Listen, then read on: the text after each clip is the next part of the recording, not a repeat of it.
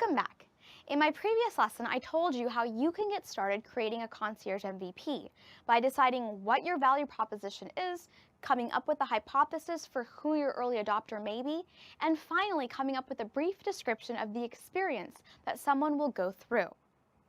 Throughout all the past lessons, I've been telling you that a concierge MVP is, after all, an experience, and you're running an experiment. One part of running an experiment is to take measurements. Measurements can be used as indicators. We can infer whether or not an experiment was a success or a failure by using the measurements.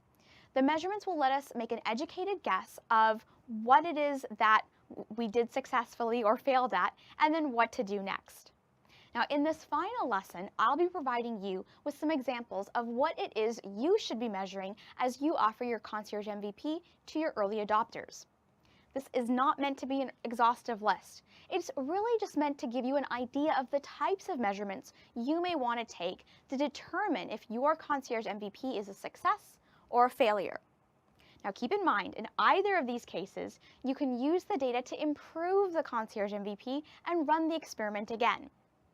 Now the first thing you want to measure is a customer's interest. You can measure that by the number of people who sign up to try out your concierge MVP. If you find that not too many people are signing up, then it's possible that either they aren't interested in the value proposition or you aren't going after the right type of early adopter. However, if you see that there are a significant number of signups, then the next measurement you want to take is based on engagement. Now, it's not enough for people to just sign up and try out your concierge MVP. They need to go through the entire experience. And while your concierge MVP may be one that can either be experienced once or multiple times, you want to measure each experience individually. You can do this by surveying your customers after their first experience and then each subsequent time. You'll want to find out on a scale of 1 to 10 whether they love or hate your concierge MVP. If it's neither, then it's very likely that they're apathetic about the concierge MVP, which is actually a sign of disinterest. If people are disinterested, you'll have to go back to figuring out what the value proposition is, and if you're targeting the right early adopter segment.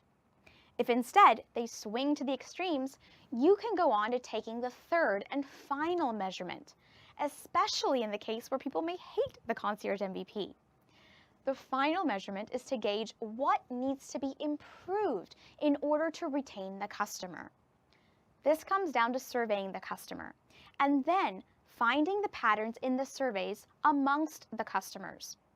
Focus on what you uncover as commonalities and use that to refine your concierge MVP before you test it again on another set of customers.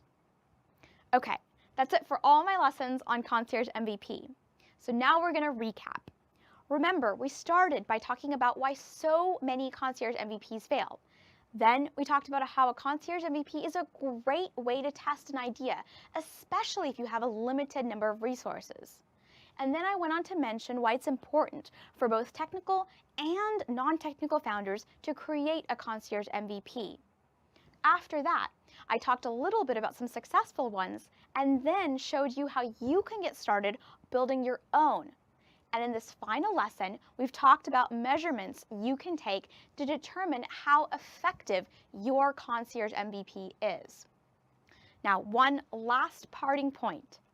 No matter whether or not your concierge MVP is a wild success or a horrible failure, you will need to iterate and refine it. The reason being, you cannot scale a business long-term with just a concierge MVP. Remember, the main goal of a concierge MVP is twofold. The first is to test the value proposition amongst a group of early adopters. And the second is to make sure you know who your early adopters are. So I'm going to wish you the best of luck getting out there and testing out your concierge MVP. And once you do, I'd love for you to share your concierge MVP results with me. Just tweet @Femgineer. Thanks a lot.